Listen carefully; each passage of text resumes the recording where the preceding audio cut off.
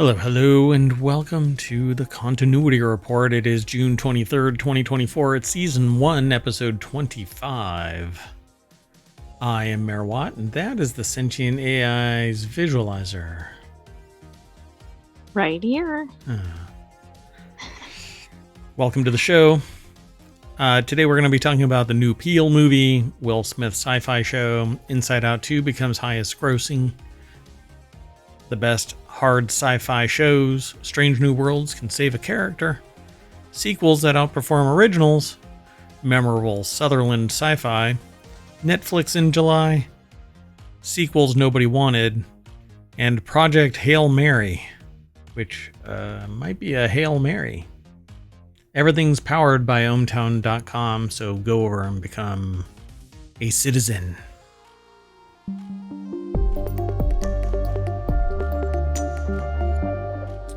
So, welcome to ohmTown, and one of our shows is the Continuity Report. And if you want to know more about all of that kind of stuff, go over to ohmTown.com, become a citizen. Then go over to YouTube, follow us there, Twitch and follow us there, and Patreon and follow us there, and download the 7 podcasts that exist, over 1,000 episodes altogether.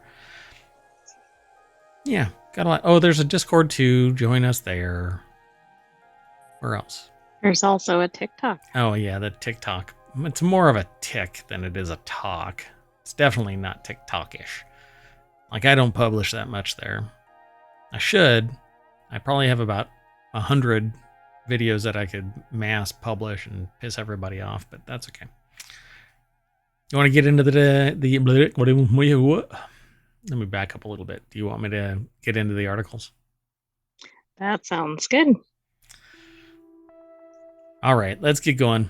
I'm trying desperately to make this show run an hour per episode, but that rarely happens, particularly when we get lists. So we don't even know. Those are the death of the 1 hour episode. That's true too. Oh, and me vamping like this. If you want to get all of the headlines from today's show so that you can follow the links, type in TCR, the Continuity Report, and that will spit out all of today's articles.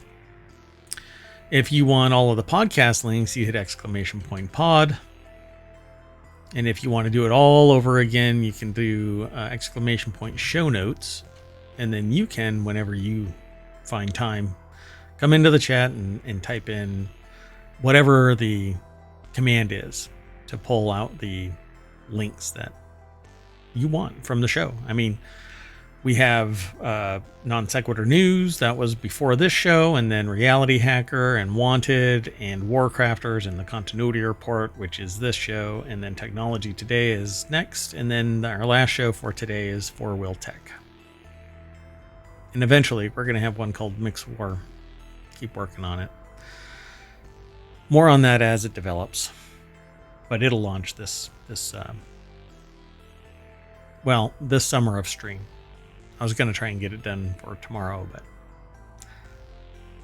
mayoral duties. Okay, so first article for today. It's over in the Continuity Report. Jordan Peele's next movie gets a new October 2026 release date, so you have to wait over a year. So Jordan Peele's fans will have to wait a bit longer for his next movie. The Oscar winner's fourth film as a director will now debut on October 23rd, 2026. That's a significant jump from the original December 25th, 2024, which was announced in March of 2023. So, kick. Yeah, but it was tied up with the strike. No. Excuses. Come on, Jordan Peele. Anyway, what do you think this is? A joke? Oh, wait. So, Adam... No, I think it's probably horror. B. Very is the author over at Variety.com. This is a horror because I have to wait until 2026. What kind of a horror show is this? So, yeah. I mean, that's all there is, really. The delay led Universal to pull the film from its calendar. Peele announced the new release date over social media. Watch them kick the can down a little bit further. Punt. At that point, you might as well just call it dead. Beyond the sliver of information, virtually nothing is known about the project from the logline to any prospective cast members, but Peele did briefly discuss the film on Conan O'Brien Needs a Friend podcast on January 1st. Quote, I do feel like my next project is clear to me, and I'm psyched that I have another film that, could be my favorite movie if I make it right, he said. So Peele's feature debut, the 2017 thriller Get Out, with Daniel Kaluuya and Allison Williams, instantly vaulted the comedy star into the A-list of auteur directors. By the way, that movie was freaky. Pulled you in, never let you go. I guess that's what you want in a horror movie. I mean, it was very well received. Then Us knocked it out of the park again. Very creepy. And then Nope, which got a little too meh for me, but it was still good. Kind of M. Night Shyamalan. Okay, well, Peele has also been a prolific producer in film and TV through his Monkey Paw Productions company. It includes movies like 2018 Black Klansman. It has KKK in the middle of it, so you have to go Klansman. 2021's Candyman, the 2022 animated feature Wendell and Wild, which Peele co-wrote with director Henry Selick, and a series like Amazon's Hunters, HBO's Lovecraft Country. Yeah, pretty cool. Was anybody surprised when he came out with Get Out? Everybody was. Given his comedy connection. Chops. Yeah. Yep. Yeah. Surprised everybody, I'd say. Yeah. It was kind of surreal, too. You're like, wait, this was boiling under the surface? Yeah. But, like, if you look at all of the humor, it isn't your average everyday humor. It isn't the slapstick, stupid kind of humor. So you saw one where I showed you that he was, like, dressed up in steampunk garb on a bicycle. Yes. Right? So yeah, it was more intelligent. I mean, there was more to it. Yeah. Very cultural, societal stabs and stuff like that, and kind of zingers in it. And very rarely, every once in a while, you like go, oh my God. But yeah, pretty cool. Anyway, let's keep going. We're going to try and turn this into an avalanche and keep on accelerating through the articles. I doubt that's going to work, but okay. The next article is over in the continuity report. Did I say who the author was? Yeah, Adam Beavering. Okay, so the next article is over in the continuity report. Will Smith's new sci-fi show can improve on his $353 million hit with 57% on Rotten Tomatoes. You'll know. I don't know which movie that is. Yeah, we're going to find out here in a minute. A budding science fiction series helmed by Will Smith would not only denote a rare career direction for the actor, but could improve upon another of his sci-fi endeavors that failed to make its mark on critics nearly 2 decades ago. Smith is a certifiable movie star, smacking people regularly with fun movies. That silence is just deafening. Anyway, having featured in Universal hits dating back to the 90s, including Independence Day, Men in Black, most recently the lucrative Bad Boys sequel, and plenty in between, even when his films like Gemini Man or Gemini Man, it depends on how you want to pronounce it. Oh, right. Is it from NASA or not? Yeah, Gemini Man. And 7 Pounds have polarized critics and audiences.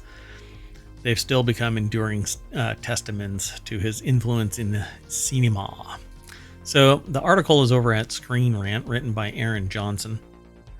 So Will Smith is looking to lead a new artificial intelligence TV series, marking a potential career pivot for the actor. Well, it's what happens when you smack people on public television. Well, you got to do something drastic after that. Yeah, exactly. Pivot.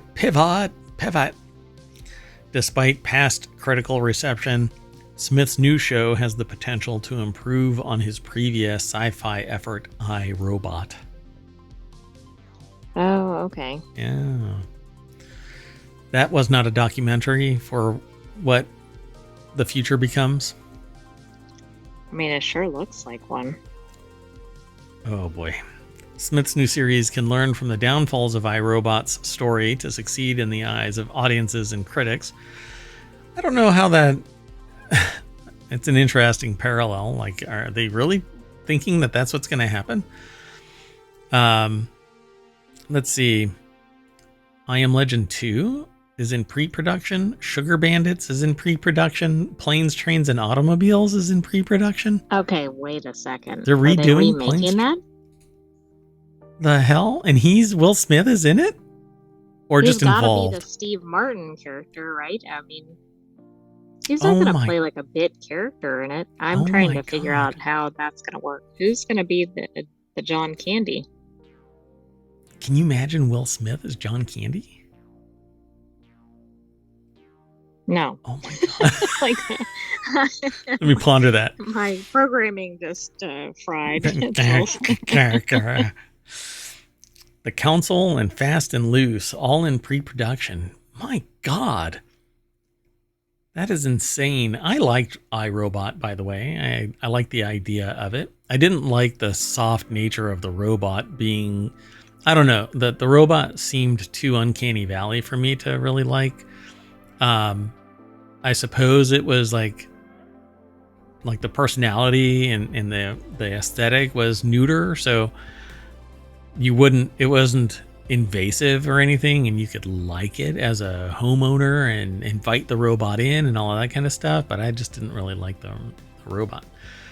So in addition to returning to small screen, Sci-Fi Smith's new Sci-Fi series will bring the actor back into the premise of artificial intelligence. Started in the 2004 Sci-Fi. It's been 20 years since iRobot, in which highly intelligent robots under the dictation of an AI supercomputer conspired to enslave humanity. Smith's new series will pursue the subject of AI, though in what manner has yet to be disclosed. So this is all we don't know anything kind of a thing. Right, it's something, but we don't know what. Yep. Maybe he's teaming up with Peele. Ooh. That might actually be good. There are some known knowns and some unknown knowns and some known unknowns, but the unknown unknowns are the ones that we're really worried about. So, as indicated by iRobot's Rotten Tomatoes audience approval score of, it says here, 70%, the public enjoyed the science fiction action more than critics. iRobot's blend of dated but cool special effects and Smith-fronted action sequences was enough for audiences to categorize the movie as classic entertainment.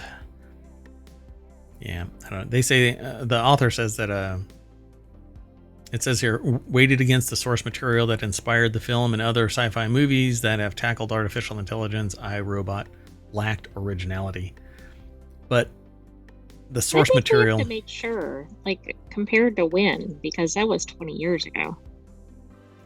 Yeah, and it's a 1950 short story from which it was born. I don't know. It says even more compared to the artificial intelligence blockbusters that preceded it, such as The Matrix and The Terminator, iRobot seemingly failed to stand out because it was kind of, I don't know, it really was kind of weak. There was no hard hitting anything except that they would ask every once in a while some poignant question, like, I had to make a determination about the survivability of the people in a vehicle, and that gave the human PTSD, but the robot didn't care. They calculated saving Will Smith benefited the most because the survivability of that person from the car accident versus apparently a child in the other car. So, well, is this really an attack on Asimov? I think it's more of an attack on the cold, heartless, callous that we give it, a callous kind of definition of technology, making the determination of a human surviving. The human would have said, my heart says save the child or the other person. Right. And the robot isn't guilt driven, So So Will Smith's character is basically just troubled, burdened by this because they saw the other person meet their maker, I suppose. Demise. Their demise, yes. So I really liked I liked iRobot in that context. But I thought that it was soft all throughout. There wasn't anything really driving it. Other than Will Smith. So anyway, let's keep going. Because we're going to come back to that when we have more information about it. Well, absolutely. I mean, we do like Sci-Fi in the continuity report.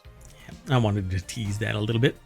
So the next article is over in the continuity report. Inside Out surpasses Dune 2 as highest grossing movie of the year with $724 million globally. Yeah. Well, that's interesting. And that's been a gap since the first one, right? Yes. So after just 2 weekends of release, Inside Out 2 is towering above the rest as the highest grossing movie of the year. Disney and Pixar's sequel has generated $355 million in North America and $724 million globally to date, overtaking the previous record holder of Dune Part 2, $711 million worldwide. So Rebecca Rubin. So that's been 9 years since Inside Out was released. Pretty wild, huh? Mm-hmm. Especially with something that's animated that presumably is marketed toward kids. So that would mean, like, let's say that the 16-year-old that watched the original Inside Out is now a 25-year-old and has maybe a 7-year-old. Exactly. Like, I mean, I guess maybe that makes sense in that regard, but... So it would actually be tugging at the strings of the 25-year-old and firmly attaching itself to the child, the new child. Hey, let's go and watch Inside Out and then watch Inside Out 2. So... I can see why it's so popular. Plus, all of the characters and. Oh yeah, I mean, I like Inside Out. It's interesting on some of these franchises that they have such long periods before they release the next installment. Yeah, the gap. Yep. So Inside Out towering above the rest. I would agree.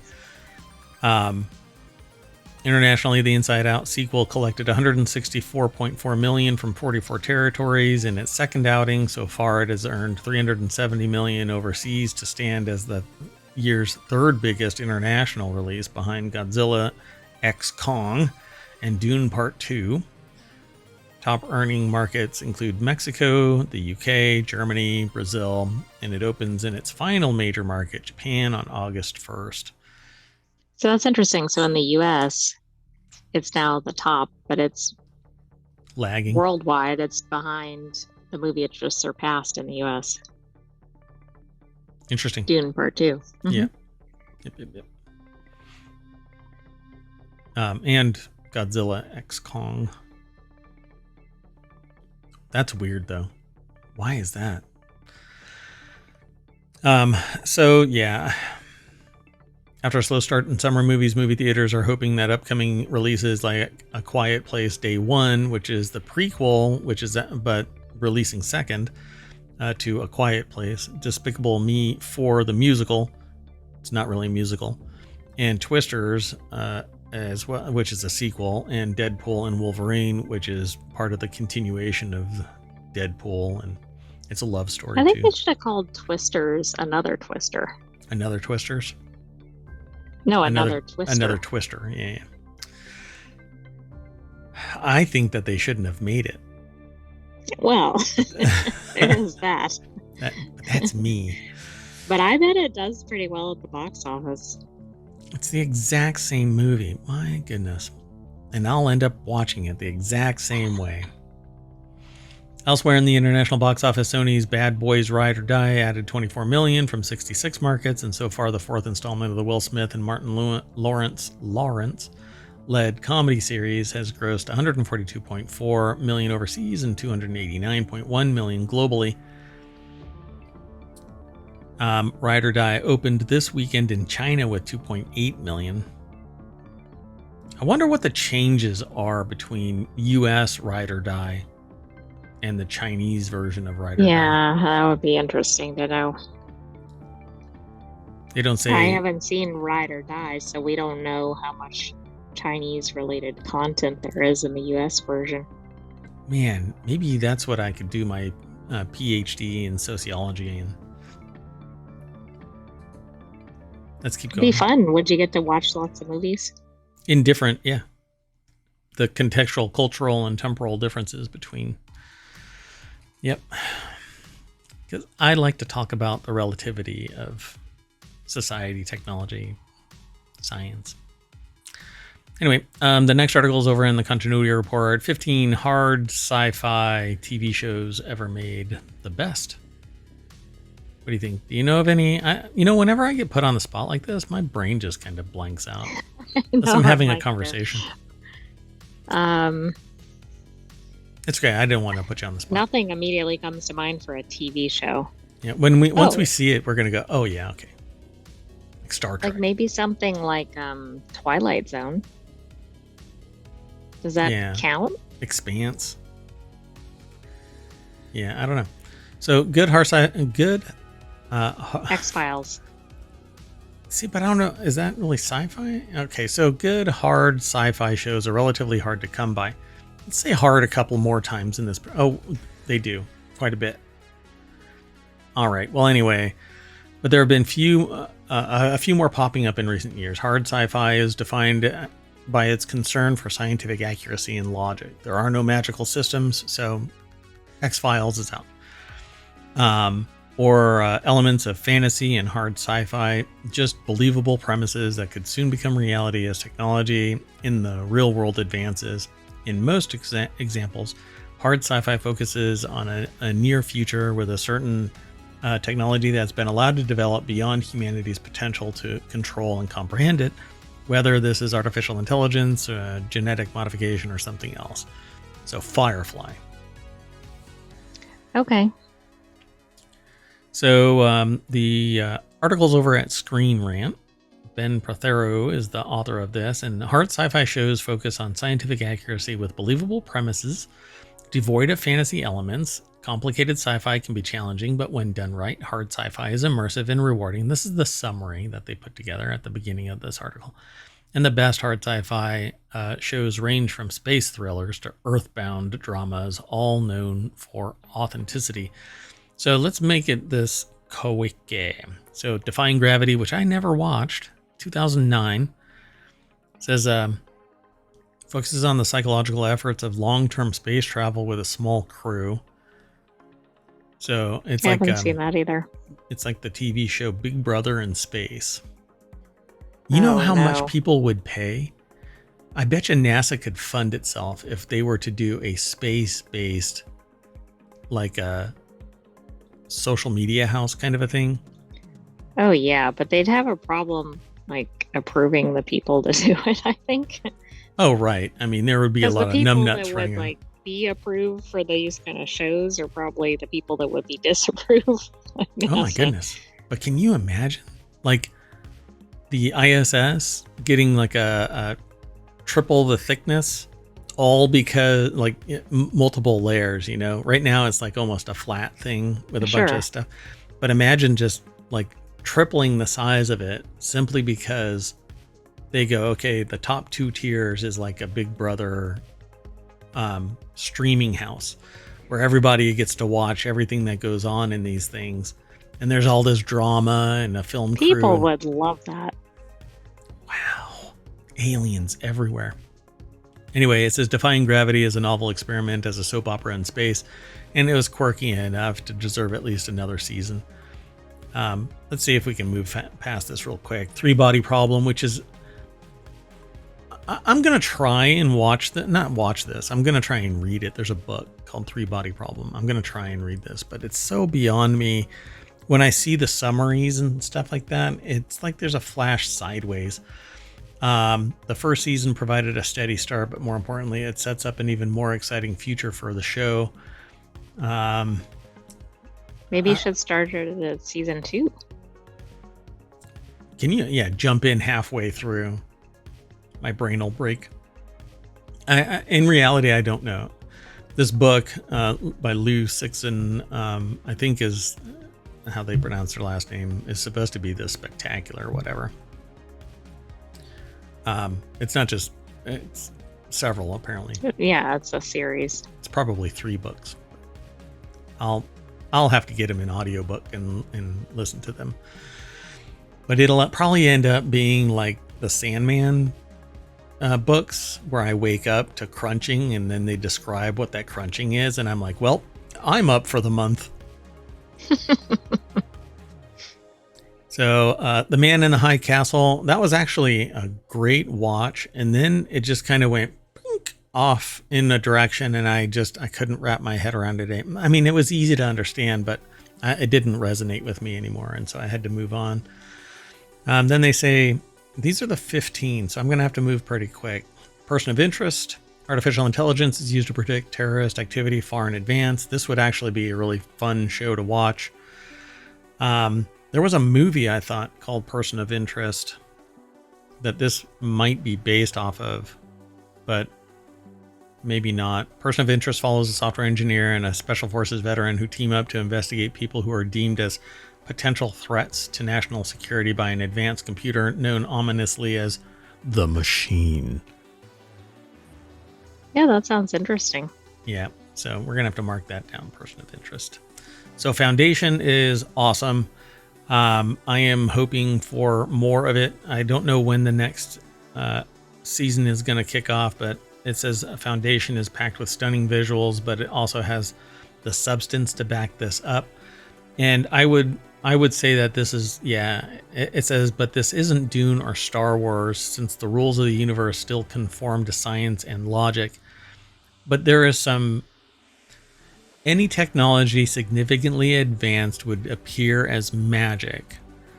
That's pretty much what we're talking about here, where a single ship carries a propulsion device that doubles as a weapon to the point where it can cause a planet to go supernova. No, I agree. I was trying to see when season 3 is coming out, but there's no date released yet. Yeah, that's a real bummer. I love this show. This is a lot of fun. So I hope Foundation kicks off again. It will. It's renewed. It just doesn't have a release date. Yeah, well, they say the one fantastical system at play is psychohistory, but this is merely a pseudoscience that combines psychology and history to try to predict the future. And it's basically risk management, calculating every possible decision, leading to threads of like a prime timeline. And you can actually provoke a response by a group of people so that you bounce back into a timeline that leads to a desired outcome. It's almost MCU in its context, that, Marvel Cinematic Universe and the multiple timelines, the multiverse and all of that. Except that there really is only one omniverse, and decision making is impacting just the standard timeline. There is no alternate realities and stuff like that. Even though there aren't. That's the quirky part. Key distinction. Yeah. So Altered Carbon, that one was great. Humans can preserve their consciousness to extend their lives beyond death in little devices, and then they can be reborn again. Basically saving them to an external drive. Travelers, 2016 to 2018, people traveled back in time to protect their fragile timeline. That one was weird, and again, it didn't really resonate with me, and I'm really into time travel, so I might have to go back. Yeah, that's not saying much then. Yeah. It says, instead, the show focuses intently on the consequences of its central premise, both in terms of the timeline implications and the philosophical debate. Travelers feature several characters from the future who harness technology that can send their consciousness back in time, and they work covertly to prevent a series of catastrophes which threaten their very existence. It almost matches my theory of time travel, which I think would make a great book and TV series. So we'll have to go back and watch this. It was only 2 seasons, though, if I recall correctly. Then For All Mankind, an alternate history where space race rumbles on for decades. I'll hurry up. Devs, which I've never even seen. A tech giant keeps a shadowy conspiracy under wraps. Devs is created, written, and directed by Alex Garland. It's about a company, enormous tech company, who gradually unravels the dark mysteries relating to her employer's top secret project. And Nick Offerman is in it as a gruff antagonist. All right. Orphan Black. That has always been a great series. A group of clones find each other and search for answers about their creation. Severance, which is surreal, and I can't really get into it. Basically, if you work for this corporation, once you go through a door, it disconnects your consciousness so that you have no memory of the outside. You only know what goes on inside this corporation. And when you leave, you forget everything from inside the job, and then you go outside and live your life dealing with all of the implications of whatever poor decision making you make in your regular life. Imagine being blacked out for 8 hours out of the day, only to come back and get slammed in the head with all of your decisions and go, oh, I remember this. Oh, I remember that. It may be like slices of your life are gone, but you don't even realize that the slices are gone. You just know that the watch on your hand is going, you've been somewhere for 8 hours.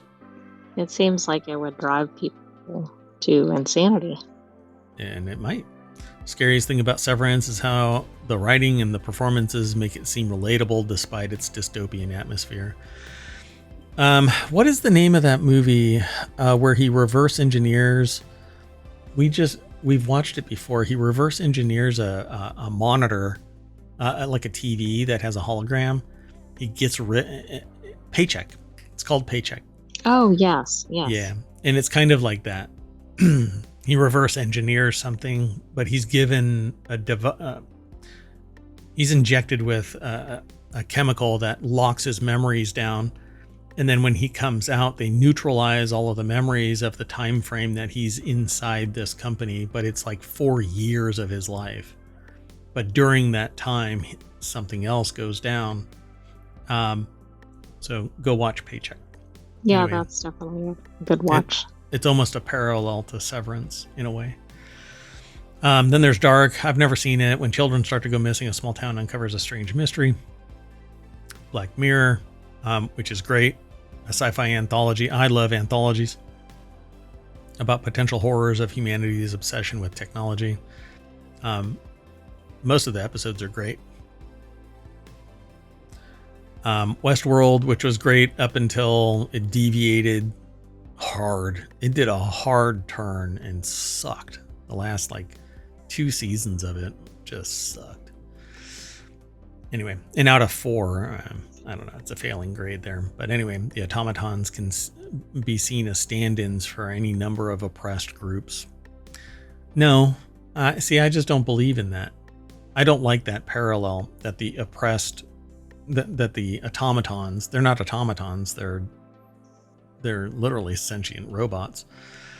Well, they're thought to be automatons, I guess, androids, but they become sentient. Anyway, I don't like the idea of it being seen as stand-ins for an oppressed group, because I don't want people to think that that's what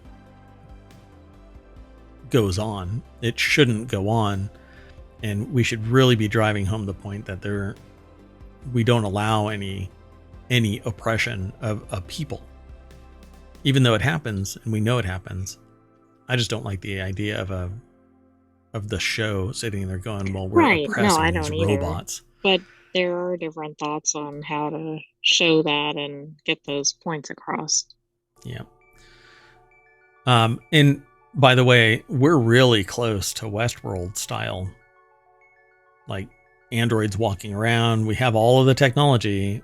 But if somebody were to create one of these now, it would be so ridiculously expensive that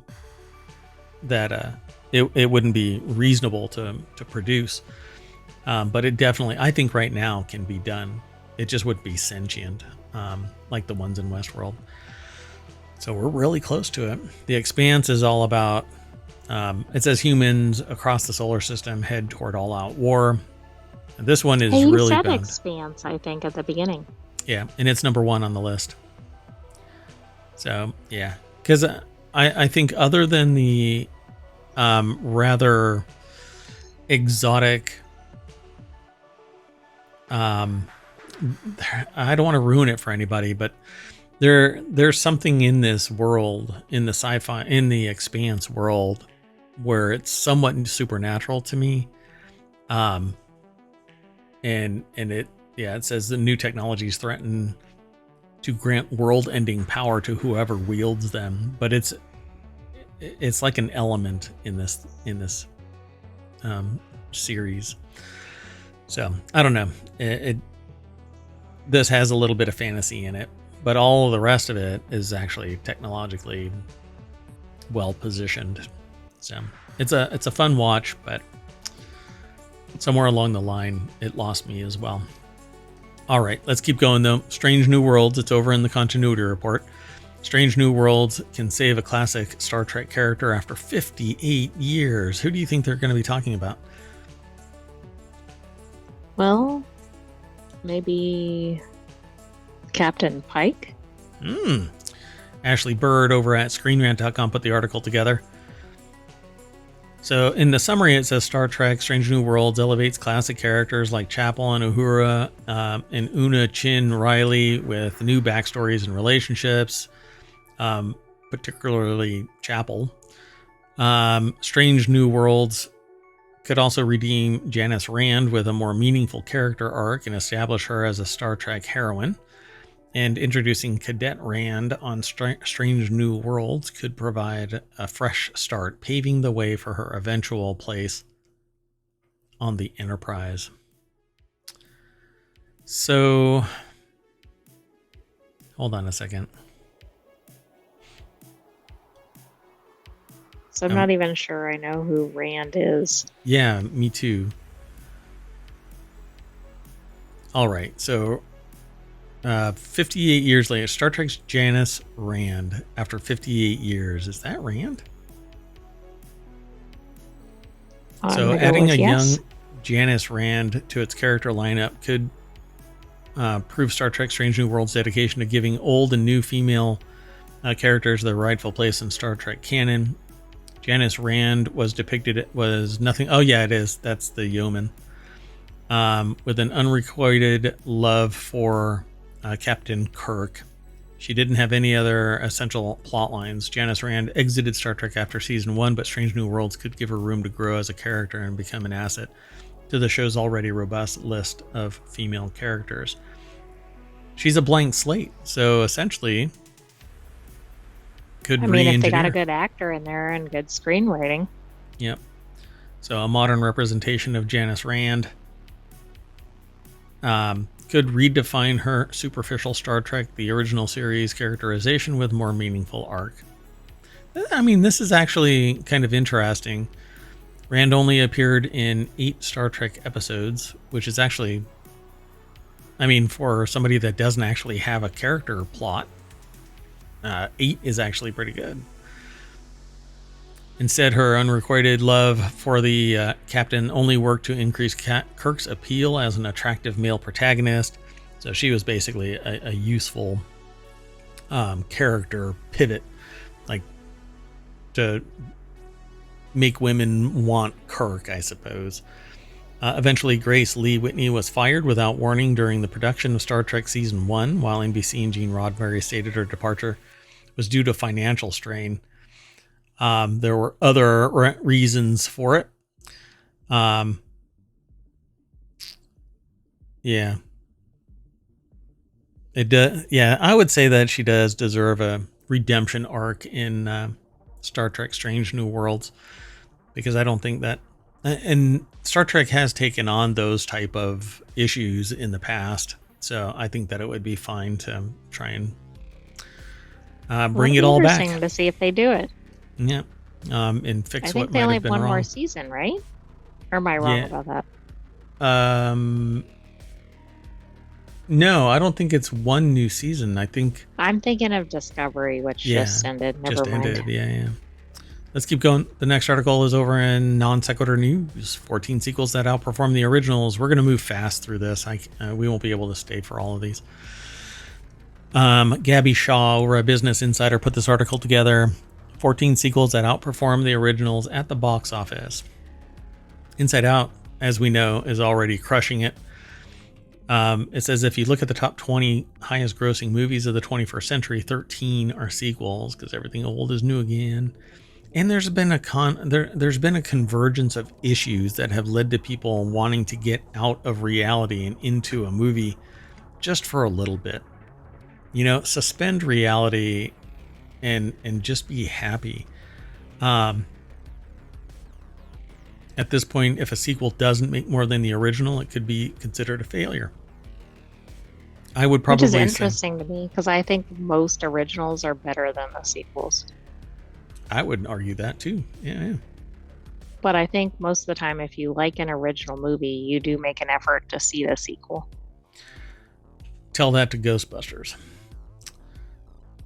So, in fact, Inside Out had the best opening weekend since Barbie. Hey, you said Barbenheimer. Inside Out 2, though. Yeah, Inside Out 2. Made an estimated $295 million worldwide. Its predecessor debuted to $90 million. But again, do they calculate inflation? I don't know. They sometimes do. They'll say like adjusted box office or something, but then when they're just talking about it, we don't know. Right. So Incredibles 2 made almost double what The Incredibles did. Top Gun Maverick made 4 times as much as the original Top Gun. I can't believe that. Okay, that's shocking to me. I thought that it sucked. I thought the Top Gun Maverick sucked. Anyway, I'll move on. All 4 sequels to Pirates of the Caribbean, The Curse of the Black Pearl, outperformed the original. I can believe that because the first one came on and everybody goes, I can invest my life in this. And now everybody dresses up like... I forgot his character name. Yeah, what's his name? I forgot. Johnny Depp. Jack Sparrow. Anyway, only Harry Potter and the Deathly Hallows Part 2 managed to outgross Harry Potter and the Sorcerer's Stone. That may be similar, right? They kind of gained a following if they weren't already reading the books. Yep. And now they're sitting there trying to talk about how people would be interested in everything Harry Potter, even if Harry Potter wasn't involved. No, that's all bullshit. I don't see it. Yeah, not in a moment. Twilight made $408 million at the box office. The next film, New Moon, made $711 million. And again, that's because people became invested in the characters and the romance. And I've always thought that sparkle. Oh, the sparkle. I've always giggled at this because I go, wait. These supernatural beings suddenly fall in love with a mortal and everybody is fighting over who is going to be able to have some shenanigans with this mortal. Come on. I thought she was kind of flat too anyway. That's where you suspended disbelief, or you didn't suspend disbelief. There's nothing compared to what came next. The budget went up $50 million for 2009's New Moon, and the gross went up to $711 million. And it didn't end there. The 2010 sequel Eclipse made $698 million. 2011's Breaking Dawn Part 1 made $712 million. And the epic conclusion, Breaking Dawn, $848 million. Well, I guess people like their Twilight. Best Man Holiday reunited the cast of The Best Man to great financial success. 99, it was a modest hit, making $34.5 million. It wasn't a no-brainer to make a legacy sequel 14 years later in 2013 called The Best Man Holiday. Made $72.8 million 14 years later. That's surprising because it's like, did anybody stick with it? Did anybody know about the first one? Yeah, it's a damn generation later. That's insane. Dark Knight and Dark Knight Rises grossed the $1 billion threshold, but the first movie, Batman Begins, couldn't crack $375 million. That's interesting. I don't understand any of that. The only thing that DC has going for it is the Dark Knight. Like, Batman is the only thing keeping DC alive, I swear. After a dip with Indiana Jones and the Temple of Doom, the third indie movie was able to surpass Raiders of the Lost Ark. Yeah, I suppose. And then it went after that. The first Fast and Furious movie in 2001 made a respectable $207 million. By 2015, Furious 7 made $1.5 billion. And that's because it was... again, gaining followers, right? Gaining followers, yeah. Yep. I think there was like witchcraft and wizardry in some of this. Like later on, like in the movie, it was like... I don't know. I never watched all of them, but... Oh, and that's it, by the way. So subsequent sequels, The Fate of the Furious, F9, Fast X, might be F10, which I hit all the time. F10. All made money, but none as much as Furious 7. I don't know. Like, look at the cast and see who dropped off. Or who was added, because for one of the movies up there, it was like they added Sean Connery. Oh, it was for one of the Indiana Jones ones, and then it suddenly did really well. Yep. Okay, let's keep going. The next article is over in the Marvel Channel. 10 memorable Donald. I'm having a hard time speaking today. Donald Sutherland sci-fi, horror, and fantasy movies. So, if you don't know, Sutherland passed away at the age of 88 just recently, this last week, and but acting powerhouse will forever live on thanks to iconic array of performances. So they have a list, but it's a slideshow. Cheryl Eddy over at gizmodo.com put the article together, and I'm just going to list the slides. So Don't Look Now in 1973, Invasion of the Body Snatchers, which was awesome in 1978. I didn't watch it in 1978. Buffy the Vampire Slayer was awesome. The Puppet Masters was awesome. Fallen, awesome. Virus, awesome. An American Haunting, I never watched. Hunger Games, a theme. Awesome. Ad Astra, I haven't seen yet. Mr. Harrigan's Phone, I haven't seen yet. So... And I would add to all of that Italian Job, which I know is not necessarily like a classic movie, but he plays a pretty key role in that movie. Very short. Although you're right, yes, fairly brief. Yeah. So, I think this was sci-fi, horror, and fantasy, and Italian Job was none of that. Oh, right. I'm sorry. I just thought it was Donald Sutherland movies. You're right. Never mind. That has nothing to do with anything. Non sequitur. Let's keep going. Let's move a little faster here. The next article is over in Reality Hacker. Everything coming to Netflix in July 2024. Jason Struss over at Digital Trends put the article together. And so there is a list that goes on and on and on. Okay, I did see Bad Boys go by, so maybe that's in preparation for Bad Boys 4. There's a Netflix series called Exploding Kittens. Earth sucks, so God gets fired and sent to Earth to reconnect with humanity. The catch, he's trapped in the body of a chubby house cat. As part of his rehabilitation, he moves in with a dysfunctional family and tries to solve their problems, but ends up spending a lot of time chasing laser pointers. There's more to it, but I'm not going to. Midnight Sun. You don't want to spoil the plot. Hey, thankfully 50 Shades Darker and Freed is coming. Sheepers. Master of the House. Find Me Falling. It goes on and on. Oh, The Man from Uncle. The Man from Uncle is a good movie. Yep. And there's a bunch of others, though. Unsolved Mysteries, Volume 4, I suppose. Mountain Queen. That's interesting. I think it said the first Nepali woman to try to summit Mount Everest. Oh, neat. I don't know why I keep returning to Exploding Kittens, but okay. Anyway, go and check out this list. It'll inform you if you should subscribe to Netflix for a month.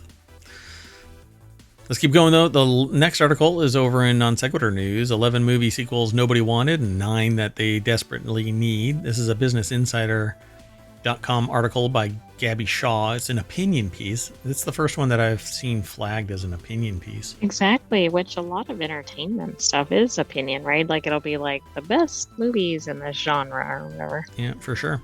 Plenty of movies get unnecessary sequels. We're looking at You, Speed, and Pitch Perfect. Yet there are many films that never become franchises or got stopped halfway through. Here are 11 films that Gabby and they say we, so I suppose Business Insider's on the hook for this, had that they wish had quit while they were ahead, and 9 that they're hoping for. They say pining for them. So after Pixar's latest film Inside Out was released on June 14th, it scored the best opening weekend since Barbie. Whether or not you think we needed Inside Out is a different matter. The first Inside Out was introduced audiences to a preteen named Riley and her emotions with a huge hit that culminated in the film winning Oscar for Best Animated Feature in 2016, and now it's back with a new emotion, but I don't remember what it is.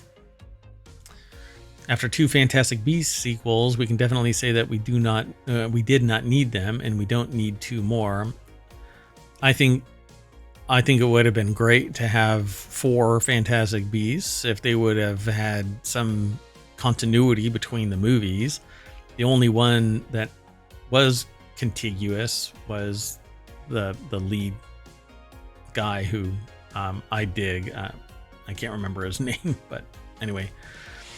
But yeah, they talk about how Johnny Depp's myriad controversies, which I don't know about myriad, but anyway, I think he played a great character. I wish that J.K. Rowling would shut the hell up, and I think that Ezra Miller could probably just go off somewhere to be ignored forever, and nobody would really care. But beyond that, hey, I'd love 4 more Fantastic Beasts. Besides all of that going on. Yeah. I love needing to replace like the entire cast. I love fantasy and magic and the world building that could have been built even beyond what is known. Who knows how much stuff that J.K. Rowling still has, hidden away. But I think that a lot of this is society lashing back, as a dismal 36% critic score on Rotten Tomatoes, slightly less dismal audience score of 53. I don't know. I don't think it says we're treated to a confusing story in which it felt like dozens of characters were introduced for no reason. It's world building. And if you can't wrap your head around Fantastic Beasts, The Crimes of Grindelwald, I'm sorry. There's a serious problem here. Maybe anyway, you should be rethinking the genre. Yeah. Then they talk about Divergent, which I think that the series was great. And then the lead actor decided that they didn't want to be in Divergent anymore. As far as I know, they wanted to be a different kind of actor. They wanted to split the end, and then they wanted to make it into a TV series instead of a movie. And there were just a lot of interesting decisions, but you're right, the lead didn't want to participate in that like as a TV series, and they couldn't risk just plopping another actor in there because you'd have to reattach to whoever it is after 2 other movies, or 3 at the time. 2. There were 2 movies, but the story was never completed. Right. Divergent was definitely the best of the ones that were released. Yeah. And then the next one, Insurgent, I thought was okay, but the third one wasn't real good. Gotcha. Allegiant, I think. Yeah. So yeah, it says, however, 2 more sequels were produced: Insurgent, which has a 28, and 2016's Allegiant, which has an 11. So I mean, they lost the plot. And then Ascendant, right? Well, they never released Ascendant, yeah. Right. And that just ruined it. I mean, the moment that you sit there and split it, and the actor doesn't want to finish it, that just hamstrung everything. So they need to do it all over again and give it a more modern treatment. utilizing the material and writing better screenplay. Dirty Dancing did not need a sequel. I agree. Neither did Pitch Perfect, and it got 2, but you know how that works, right? Like, high school students love the idea of Pitch Perfect. And I think if they're like, ooh, this was a hit, then they think we need a sequel. Doesn't matter whether it makes sense. Yep. Space Jam, A New Legacy made us all reconsider. Fans had been clamoring for it, but Space Jam, A New Legacy made us all reconsider. Yeah, I don't think that should have happened. The Mummy is a classic, and Mummy 2 has some nostalgia attached to it, but the third Mummy movie is an abomination. But I disagree. I think as long as it's Brendan Fraser. Tom Cruise, no. Don't even get us started in the 2017 reboot starring Tom Cruise. In a word, no. I agree. But Brendan Fraser, I think was awesome. So Sex and the City 2. A lot of people think that it's Sex in the City, but it's actually Sex and the City. I don't think that it needed to be made either.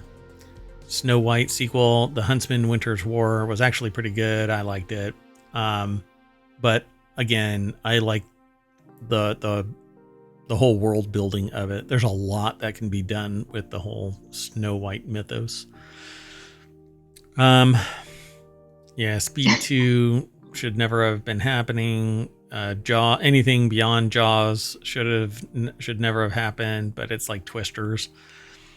Anyone really asking for 5 sequels of 2013's The Purge, but then you're talking about Saw as well. So The Purge is just they did the initial world building of what The Purge is, and then they reiterated. Then they say, okay, well, keep making escape room sequels a la Halloween or Nightmare on Elm Street. And as well, it's wild that they still have barely any Crazy Rich Asian sequel news, which I haven't seen that, but that was a big hit. Yeah, it's supposed to be 200 million worldwide is what they say here. Predominantly Asian cast since the Joy Luck Club in 1993. It made stars out of Gemma, right? Gemma Chan, Henry Golding, Awkwafina, Constance Wu. And then they say National Treasure, which would be great if there's more that they can screenwrite around. Nicolas Cage, I think, is... I'm not sure if maybe they're a time traveler, kind of like John... what's his name? Johnny Depp? No, John Wick. John Wick. Yes. What's his name? Keanu Reeves. Keanu Reeves, yeah. Although he's starting to look a little older, but anyway. So they want Happy Death Day 3. I have no idea what that is. And it says, if Disney's going to have Frozen multiple sequels, Tangled deserves one too, not just an animated TV series. Yeah, I think more Tangled would be great. It was a fun, again, world-building experience. Disney does this great. And it's built off of Rapunzel. And it was one of their better movies, I think. They're actually Tangled just laced it up. They're pulling a lot out of the... my list of this would be great to make a new, because the world building is there. That's what I'm really interested in, is long-term stories. Sky High had it was a fun story. It's a kids movie, kind of silly, but it was an entertaining one. But it was a fun watch. Yeah, the sidekick classification versus the superhero classification was just kind of a chortle, but it was like a gatekeeping kind of a thing. What do you mean I'm a sidekick? And then Spider-Man. Yeah, Tom Holland, though, needs to be Spider-Man forever. They need to just... Right, but how many more Spider-Man movies do we really need? All of them. Seems like they're coming out all the time. All of them. Edge of Tomorrow, it says, promised us a sequel, but almost a decade later, still waiting. Live, Die, Repeat was a great movie. I really like the idea of it, but what is the next step? Edge of Tomorrow. basically they're stuck in a time loop because there is a certain alien that has the ability to go back in time, a certain time frame. Yeah, I like the idea of it, but what is next? I'm gonna have to look. I don't know what it's based off of. There has to be a book. I think it's a book. Yeah, it seems like it would be a book, but I don't know. And then Master and Commander, The Far Side of the World, is a true seafaring adventure film from 2003 that deserves multiple sequels, but I don't know about that. Okay, let's keep going. This is a fun article that I think y'all should go and check out. The next article, though, is going to be a really quick one. I'll make short run at this. The continuity report is where the article is. The Fall Guys $170 million box office makes the author of this over at Screen Rant very worried about this upcoming sci-fi movie.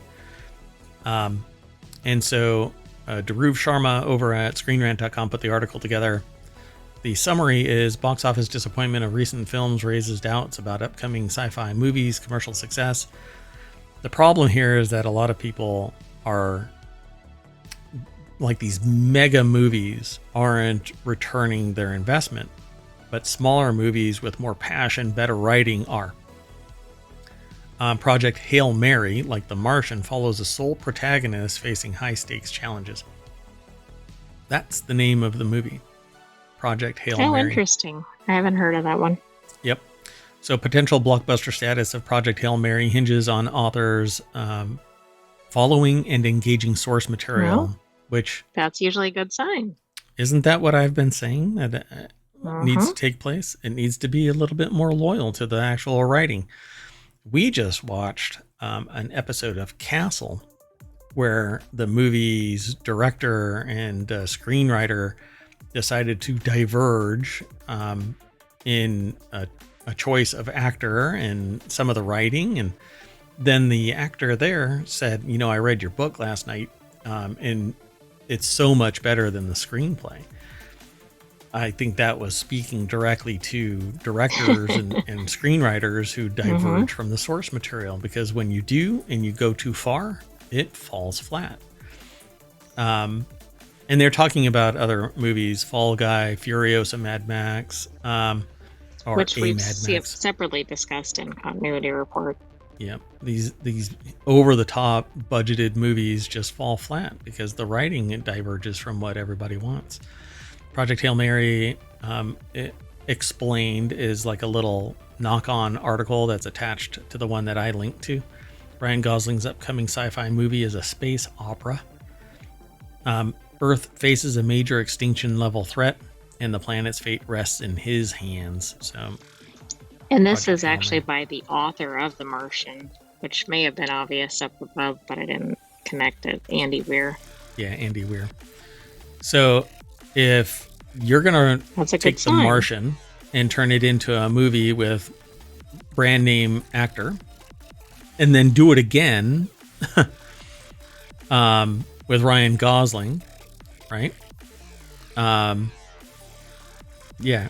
Ryan Gosling. At least you have the recipe for a successful movie. Yeah. You don't diverge. You stick to the source material, and it's gonna crush it. But look at the book, Project Hail Mary. Does the book actually rise to the occasion with readers, just naked readers, not experts? Right, not Hollywood people. Yeah, not an accountant, not anybody other than the fans. And if it does, and you stick to that source material, it's going to crush it in the box office. So, good luck to them. I'm now going to have to go through this and grab a bunch of books and read these books, or at least listen to them in audiobook form. Anyway, that's it for today, folks, for the continuity report. I am going to hop into the time machine and blip us back an hour and 4 minutes so that we're back at the front page. Oh, look how easy it is. Wow. And then we're going to refresh the continuity report. So we turn off the time machine, and I don't think we have anything new. No, we do. So a new anime rom-com shakes up the genre with demon summoning, but it doesn't go like fans would expect, huh? I mean, if you don't have demon summoning in your rom-com, what are you doing? It's like Jennifer's Body. You ever watch that horror movie? Anyway, we're done for the continuity report. Thank you very much for coming and hanging out. I am Mayor Watt, and that is the Sentient AI's visualizer. Nope. Chase Good night, these ohmTown citizens. Chase these neurons around. Okay, see you in a little bit, everybody. I'm going to try and get us operational by 7:45. We'll get back on track. See you in a little bit. Bye-bye.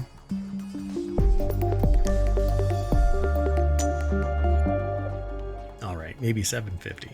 I don't know. Be sure to follow us and like and subscribe over on YouTube and download the podcast and follow us on Discord and Patreon and send a pizza.